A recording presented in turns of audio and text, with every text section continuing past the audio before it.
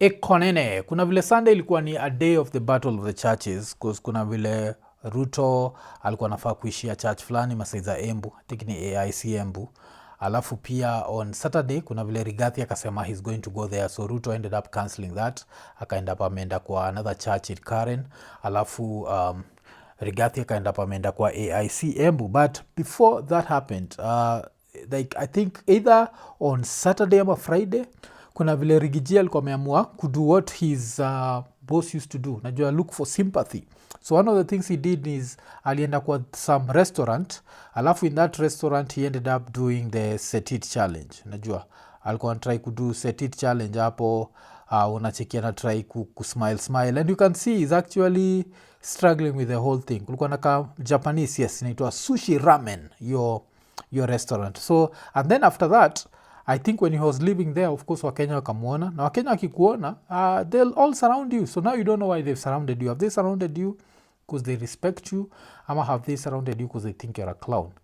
Do I know the answer to that? I don't know the answer to that. But yes, so but neza guess vile alienda nyumbani, vile alikuwa anaambia Dorcas, wananipenda Dorcas, sijai kuhisi mapenzi kama hii. Afu Dorcas anamwangalia, Joffrey, yani anasema hujaihisi mapenzi kama hii? Dorcas, pole, nishaihisi, lakini leo hatuwezi fanya kitendo, kesho tulienda kanisa. So Sunday kafika. So Sunday kufika ilikuwa one of those very interesting days, because when you look at the speeches, ukiangalia speech ya Rigathi Gachagua alafu baki umeangalia speech ya Ruto, ina come back to ile kitu moja kigejo yake when it comes to prayer. Prayer is a very interesting thing, because of course it's something that people take personally, but here you be the judge. When will we say that prayer worked? Will we say that prayer worked if Gachagua is saved, ama will we say that prayer worked if Ruto is able to push out Gachagua? Tutasema nini? Kwa sasa these guys, of course, when they were campaigning they used prayer. Ilikuwaga the nini ilikuwa ni si uchawi ni maombi. So saizi of course they have to stick to the si uchawi ni maombi narrative. So this is what Rigiji alisema. Sisi ni Wakristo na tunamwamini Mwenyezi Mungu, na Mungu atafanya mapenzi yake. Binadamu wanaweza panga mambo mingi, lakini iko Mungu mbinguni. Muendelee kutuombea, muendelee kuombea nchi yetu. Sisi tulichaguliwa na watu wengi hawa Embu, si ndio? Sijui kama tawezekana tulichaguliwa na hii watu yote tufukuzwe na watu wachache. Okay, so hiyo nachekio alichaguliwa na watu wengi, tufukuzwe na watu kidogo. Of course that's taking a swipe at the president, because yeye aliingia kama running mate. This story ya running mate, of course, imekama at an interesting time, because now you have what the president's men. The president knows how to get loyalty from people, and not just anyone. You've seen hata get loyalty from Raila. Right now Raila is singing the tune of William Samoei Ruto better than anyone. But kulikuwa na msee fulani ule alikuwa anasema atika anajiita Ali Ibrahim Roba, and this is the first governor of Mandera County and the third senator of Mandera County. Umse kuna vile alikuwa anasema ati maybe we should propose amendments to the constitution and relevant acts to eliminate the requirement for running mates in gubernatorial and presidential elections. Instead, elected governors and the president would appoint their deputies after the election. This change aims to reduce instances of insubordination by ensuring a more cohesive working relationship between leaders and their deputies. These people make it seem like Kenya is the only country that does this thing, where kuna running mates. A country like America tunajua saa hizi vile kutakuwa ni Trump Vance versus Kamala Walls. It's something that's known. So the fact that you people can't work together mostly is because of corruption. It's never because there's something amazing that happens, that something insubordinate. No, it's all about corruption. Like when you're trying to steal, you don't want people around you. You want to steal alone. So that's what's happening. This is just the fighting over thieving, and the thieving is the thieving that's happening courtesy of Madils kama Adani. zile saizi watu wanataka kuwa ODM zombies and just follow baba amesema okay, that's the story for another day.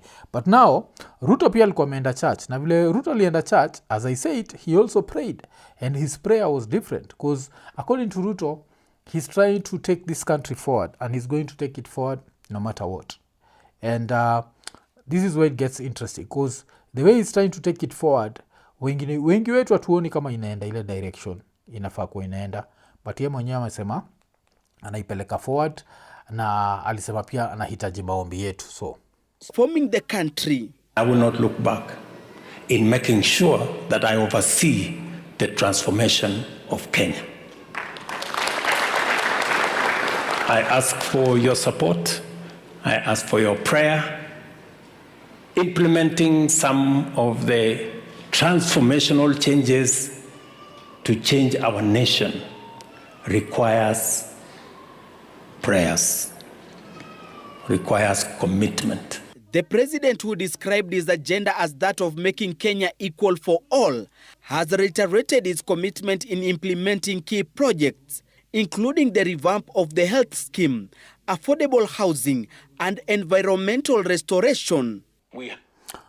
Okay, including the health scheme. Nikisikia tu hiyo jina health scheme, waga I lose it, because I think pia kuna vile the nation headline ilikuwa hiyo story ya health scheme. Ilikuwa inasema vile health saizi all of a sudden may get very expensive hapa Kenya. So hiyo story ya health hata we don't even want to get there. But let's stick to watu wawili wale wana fight. So are they fighting over ideals? Are they fighting over what? You just know they are fighting over corruption there.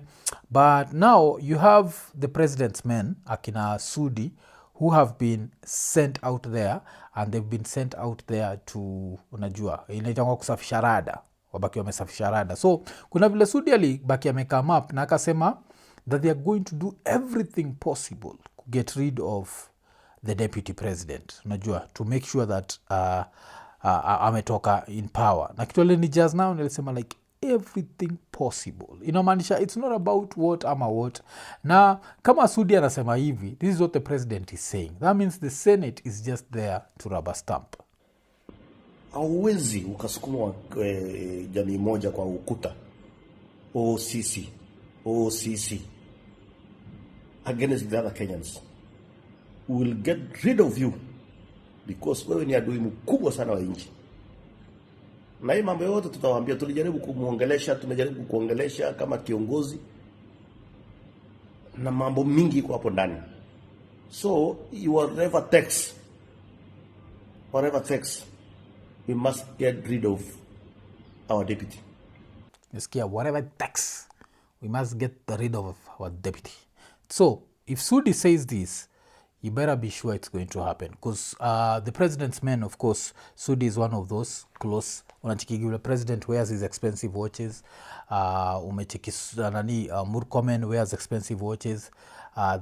Nini, who else wears expensive watches? Sudi wears expensive watches, and saizi pia the first lady wears expensive watches.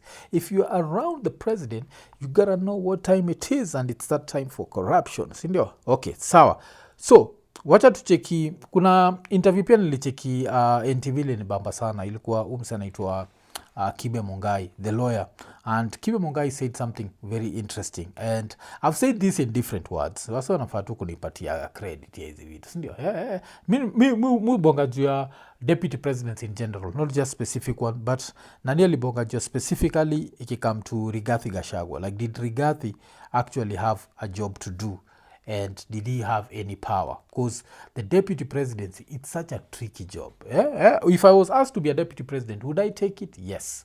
Would I expect to do anything significant? No. The best way to be a deputy president is to be pale kwa kona kwa umenyamaza. Unaulizwa, what's your plan in the next 5 years? Mkubwa wewe ndio unajua. Ukisema tu retire sisi pamoja, tutaretire tu sisi pamoja. Ukisema niruke nitaruka. We know Oscar Sudi calls more shots than deputy president. And that if you want something done under this government, calling Murkomen and calling Sudi would get you further than calling Gachagua. Ask anybody who knows about this government, will confirm to you that. Take it. So, what does this say? If this is actually true, which it is, we're saying that Gachagua is tribal, and we are not only saying that Gachagua ni tribal, tunasema Gachagua is the most tribal Kenyan to ever live.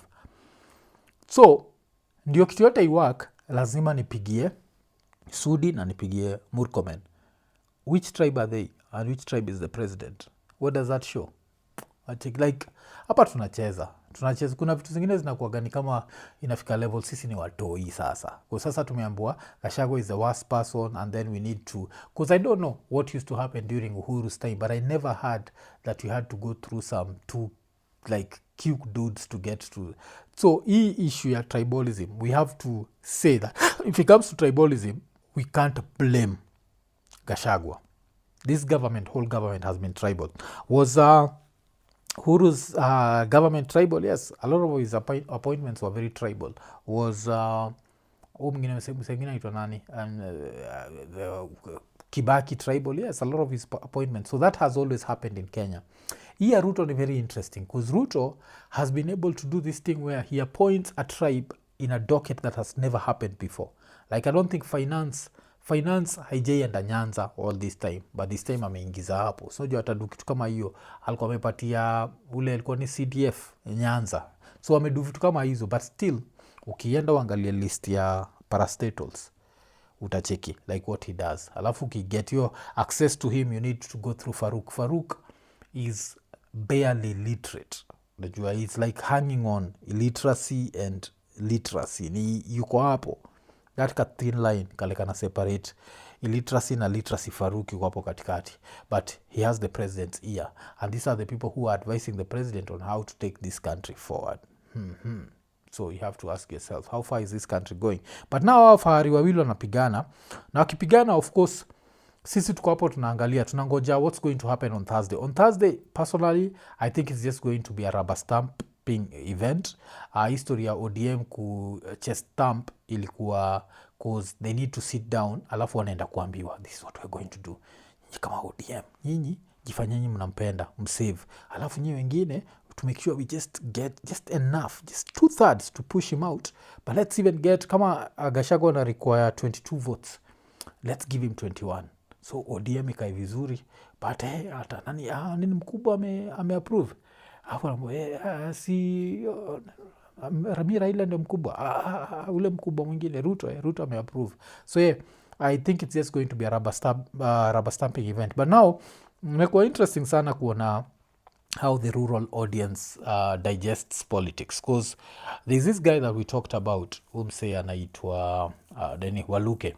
So Waluke, of course, kuna vile after he won the case, the case was thrown out and everything was thrown out, he ended up paying his people huko, alafu akamgoja kwa streets, alafu akaenda huko akimdansia, alafu I ended up posting about it, and someone thought that it's a tribal thing. So kuna sasa kusema this can't happen in this region, this can't happen in this region. Of course this nonsense happens in every region.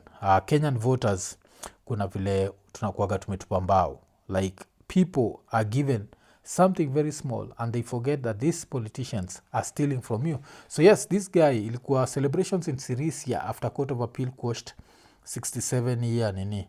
Afu nachikika mother flani joka na twak na shake rasa. Na siwezi ka blame, because I know poverty leaves you with no dignity, so I'll not be the sort of person who will blame them. But the only problem I have with this is, it's one thing to take the money, just take the money. Even dance on the streets. But on that voting day, make sure you do the right thing. So, in nonsense, it's going to keep happening. There is nothing we can do about this nonsense. This nonsense of people dancing in the streets while they are the politicians are found innocent of corruption, which means that they stole money from the same in the streets. That will continue happening. But now, why am I bringing up Waluke? Another person pia alikuwa Ocha, and the person who alikuwa Ocha ni Halwale. Alafu Halwale nakumbuka nikimsikiza akiongea ilibaki imenipeleka to the psyche of the rural voter. The rural voter anakuwaga respect the politician so much that the politician wa treat kawa toi. Kusika usikia vile umse utasikia vile anaambia mimi naenda Nairobi, alafu sijui nani atasimama mbele yangu. Sasa vile ninarudi Nairobi, ninaenda kukalia kiti yenye Gachagua atasomewa mashtaka alafu mashahidi wataletwa na bunge mbele yangu. Gachagua ataleta mashahidi yake, nitasikiza mahali yenye maneno italala, ndio ukweli utapelekwa. Gachagua, nasikia hiyo. Gachagua atakuja mbele yangu. Gachagua, okay, so Gachagua atakuwa mbele yake. I think it's going to be a rubber stamping event, but I might be surprised, so we'll see what happens on Thursday. But it's also going to be very interesting to see which god wins this. Is it the god of Gachagua, Gog, or is it the god of Ruto, Gor? Aya, kupenda kama Gor Mahia, Ikonini.